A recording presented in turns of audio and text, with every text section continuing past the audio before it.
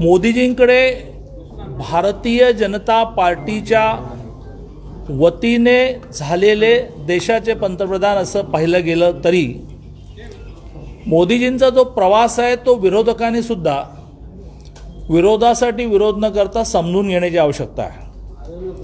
आपण इतिहासात वाचतो, मोदींनी नाही लिहिलं की ह्या देशामध्ये सोन्याचा धूर निघायचा हा देश विश्वगुरू होता. नालंदा विश्वविद्यालय जाळलं गेल्यानंतर 6 महिने पुस्तकं जळत होती. त्याची अत्यंत वाईट स्थिती इसवी सन 1200 नंतर यादवांचं राज्य संपून 500 वर्ष मुघलांनी राज्य केलं आणि 150 वर्ष ब्रिटिशांनी राज्य केलं. त्यात संपूर्ण जगाचा जगद्गुरू असणारा भारत हा आपलं आत्मतत्व, आपलं चिंतन विसरला.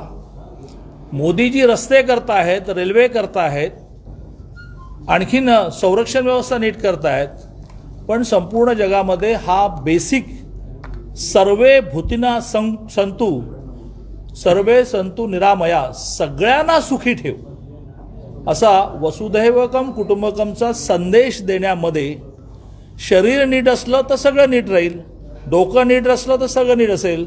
त्यातून त्याने संपूर्ण जगाला हे पटवून दिलं आणि आजचा दिवस संपूर्ण जगामध्ये योग दिन म्हणून कार्यक्रम सुरू आहेत.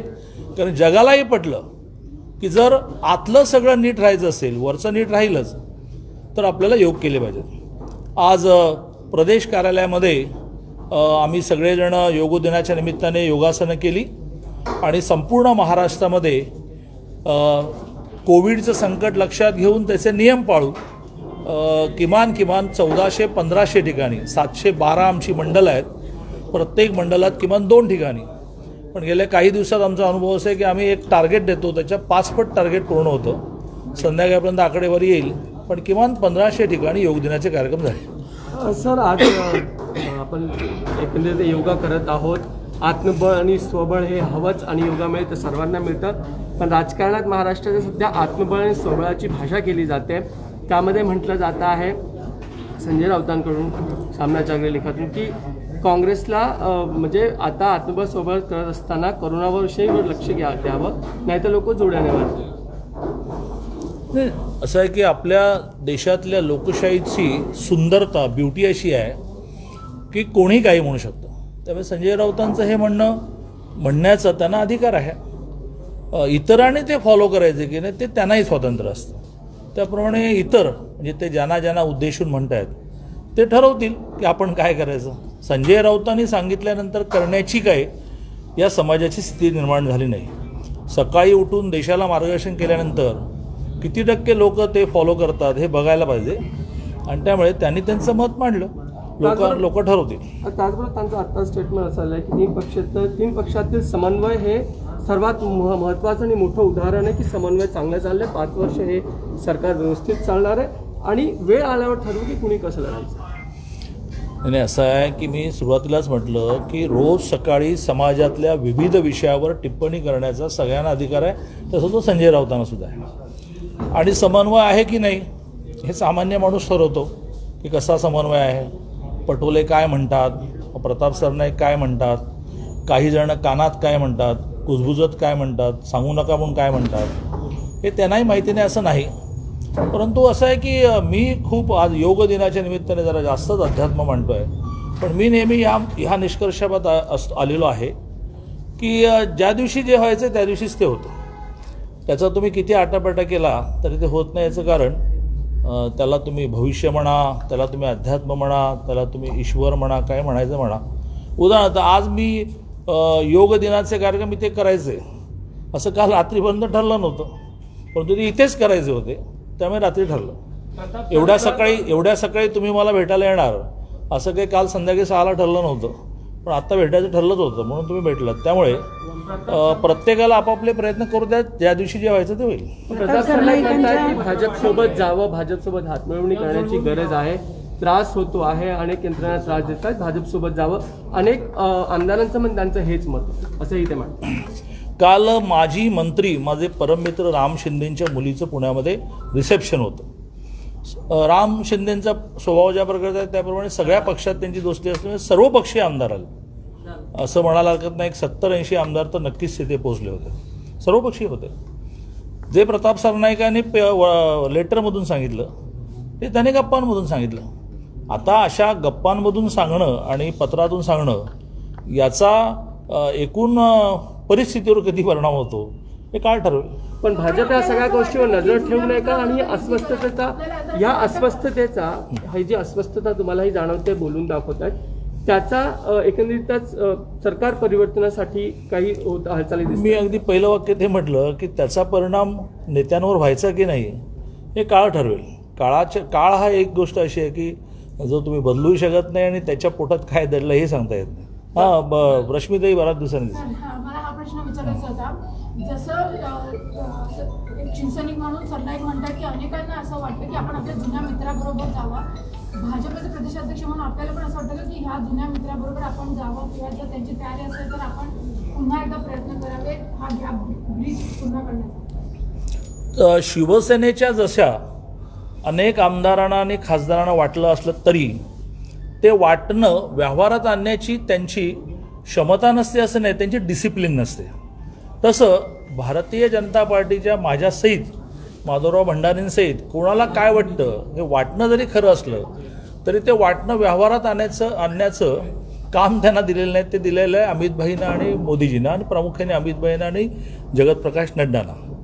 त्यांच्याकडे एक बरं आहे की एक हाती आहे, उद्धवजी ठरवतील ते फायनल.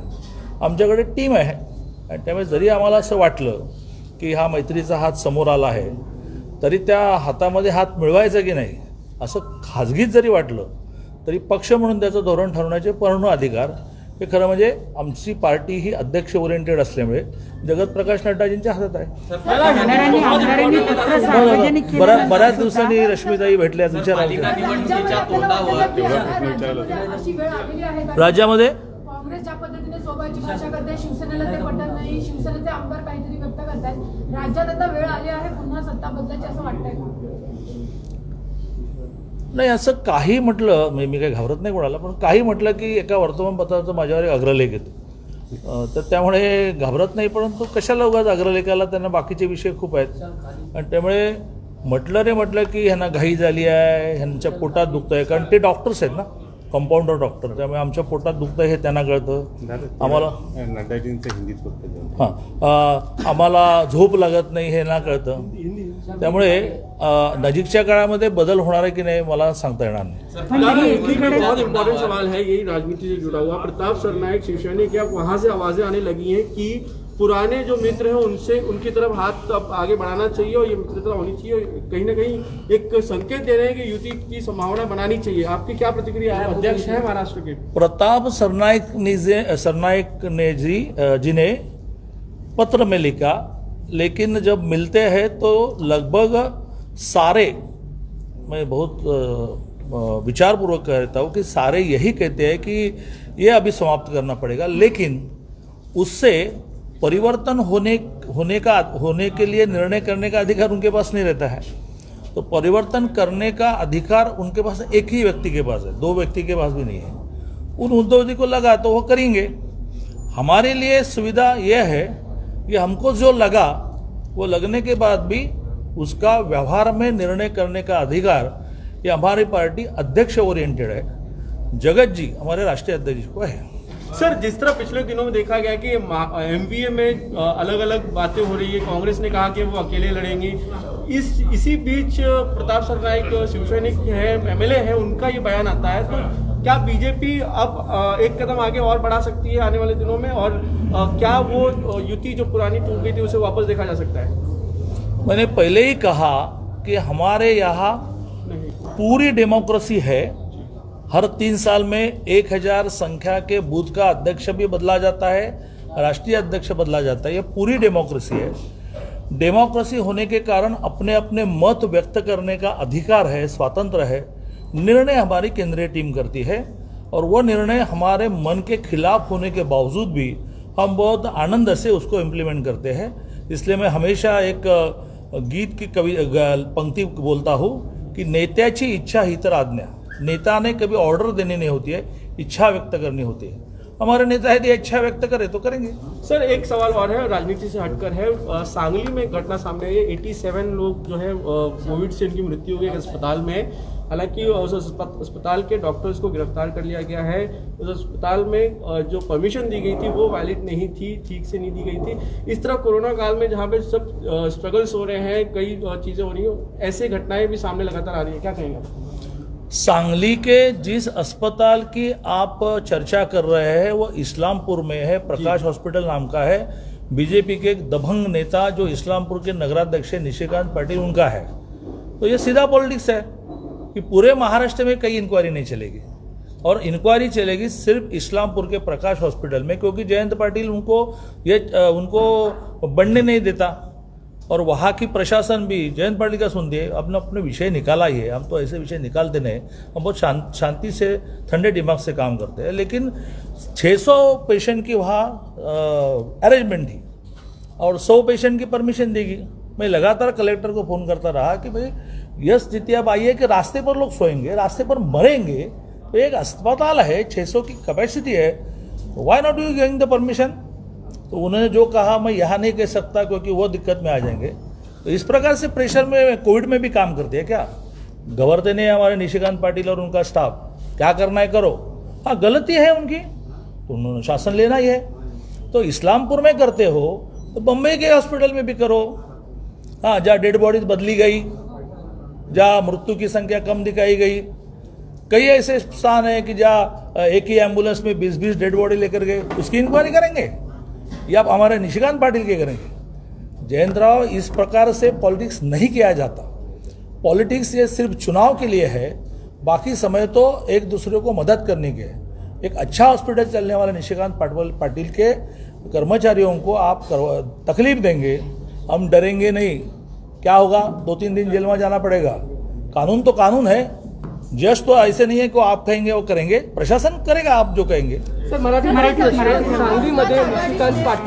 सांगलीमध्ये जे चाललेलं आहे निशिकांत पाटील यांच्या विरुद्ध जी काही कारवाई केली जाते, हेतू पुरस्कार राजकीय आहे का, काय म्हणाला? सांगली जिल्ह्यातल्या इस्लामपूरला प्रकाश हॉस्पिटलवर ज्या प्रकारची कारवाई चाललेली आहे ती पूर्णपणे सूडबुद्धीने चाललेली आहे आणि जयंतराव हे बरोबर नाही। आरोग्याच्या विषयामध्ये अशा प्रकारे हेवे दावे बरोबर नाही। इस्लामपूरच्या प्रकाश हॉस्पिटलमध्ये 600 पेशंटची व्यवस्था असताना तुमच्या कलेक्टरने 100ची व्यवस्था दिल्यानंतर 4 वेळा मी फोन केला की लोक रस्त्यावर मरतायत, ते हॉस्पिटल आहे, परवानगी द्या, तुम्ही हवं तर अटी घाला। पण तुमच्या कलेक्टरने ऐकलं नाही, कारण तुमच्या धाकाखाली सगळेजण राहत आहेत। आणि त्यामुळे आता जर तुम्हाला असं वाटत असेल की निशिकांत पाटील जो इस्लामपूरचा तुमच्या छाताडावर बसून नगराध्यक्ष झाला, त्या निशिकांत पाटीलला अशा प्रकारे त्रास देऊन तुम्ही दाबणार असाल तर तो दबणार नाही। आम्ही पूर्ण पार्टी म्हणून बरोबर आहोत। चुकलं असेल त्याच्यावर शासन झालं पाहिजे। एवढ्या इन्क्वायऱ्या करायच्यात ना जयंतराव, आम्ही तुमच्याबद्दल कधीही बोललेलो नाही आहोत, कारण तुम्ही चांगलं काम करताय, आम्ही चांगलं काम करताय। पण एका इतक्या खालच्या लेवलला तुमचं राजकारण ना स्वर्गीय राजाराम बापूंनी चालवलं, नाही तुम्ही चालवलं। एवढ्या कारवाई करायच्यात ना तर मुंबईमध्ये जिथे डेड बॉड्या बदलल्या तिथे करा, एका ॲम्ब्युलन्समधून 20 डेड बॉड्या नेल्या तिथे करा। कशासाठी एका माणसाला त्रास देतो? आणि त्यामुळे जयंतरावांना माझी विनंती आहे की कोविडमुळे आपण सगळेजण हैराण आहोत। जिथे जिथे आपल्याला मदत करता तिथे आपण केली पाहिजे आणि त्यामुळे प्रशासनाला सूचना द्या। चुका आहेत त्याच्यावर आम्ही पण निशिकांत पाटलांच्या मागे उभं राहणार नाही, पण अनावश्यक त्रास देणं बंद करा। महाविकास आघाडीमध्ये अविश्वास झालाय का? काँग्रेस, राष्ट्रवादी आणि शिवसेना यांच्यामध्ये आता अविश्वास निर्माण झालाय का? नाही, असं आहे की प्रत्येक शब्द जो आहे तो कोणी म्हणायचा आणि कुठल्या वातावरणात म्हणायचा यावर त्याचं खरं खोटं अवलंबून असतं। तसं मी म्हटलं की त्यांचा अविश्वास निर्माण झालेला आहे, त्याचा उद्धवजींवर काय परिणाम होणार आहे? मी म्हटलं की त्यांचा अविश्वास निर्माण झाला आहे, शरद पवारवर काय परिणाम होणार आहे? तर मी म्हणण्याला काही अर्थ नाही। त्यांना वाटलं पाहिजे की आता असं आहे की मला कधी कधी प्रश्न पडतो, योग दिनाच्या निमित्ताने जास्त प्रश्न पडतो की बा जन्माला येऊन केवळ सत्ता भोगणं इतकंच आहे का? आनंद पण आहे? ती गाणी छातीवर हात ठेवून सांगावं, आम्ही कोणी जवळ उभे राहत नाही आणि माईक पण लावू नका, की ते आनंदात आहेत का, सुखात आहेत का त्रासलेले आहेत, तर विचार करा।